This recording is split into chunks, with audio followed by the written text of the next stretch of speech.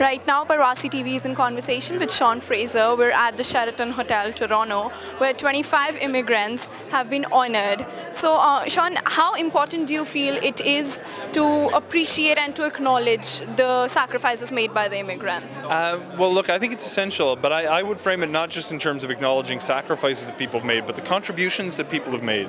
One of the things that I find remarkable is when I look at my own community, we have newcomers who are opening businesses, who are working in healthcare, who are putting my neighbors to work, who've been there for generations.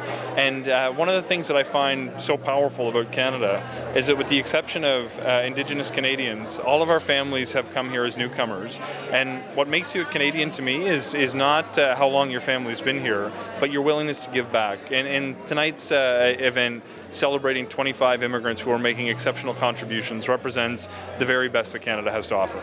Right. So, and recently we're also seeing that there are a lot of comments being made on the immigration policies that are being changed. So what's your take on that?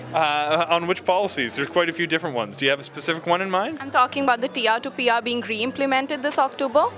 So with TR to PR, there was a temporary pathway set up during the pandemic to resettle people here when our borders were not open. Now that the world is somewhat returning to normal when it comes to international travel, we wouldn't want to use the exact same tool for a very different situation.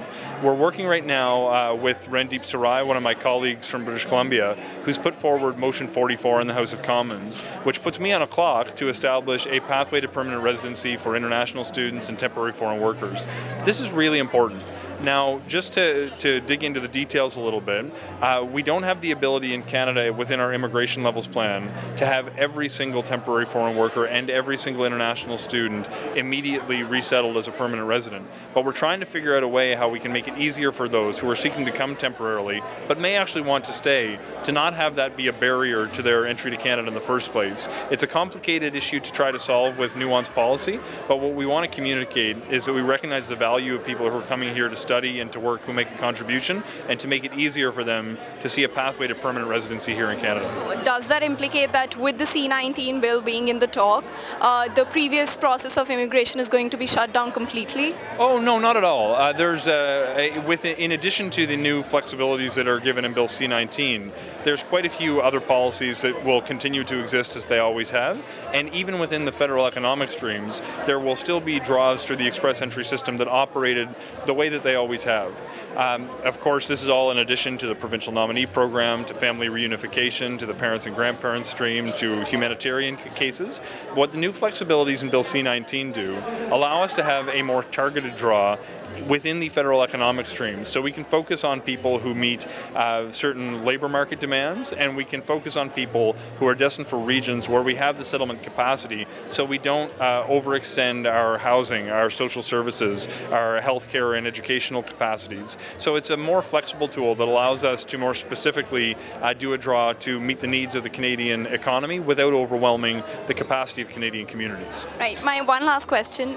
We are so welcoming to the new immigrants, but at the same time there are not as many houses and as many accommodation that is available, and with the rising prices there are not a lot of people that can afford that. So what's your take on that? I sit immediately next to the housing minister in the House of Commons, and we talk about this all the time.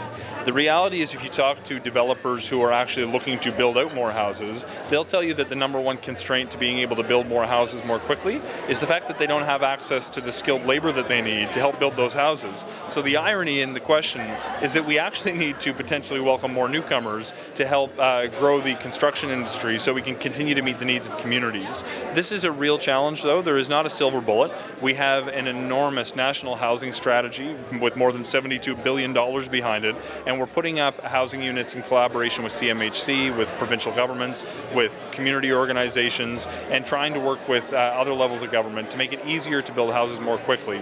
But from my perspective, we can't let a shortage of housing get in the way of growing our population. We have to build the housing to accommodate a growing population, because if we don't embrace newcomers, we won't fill jobs across the labor market in Canada.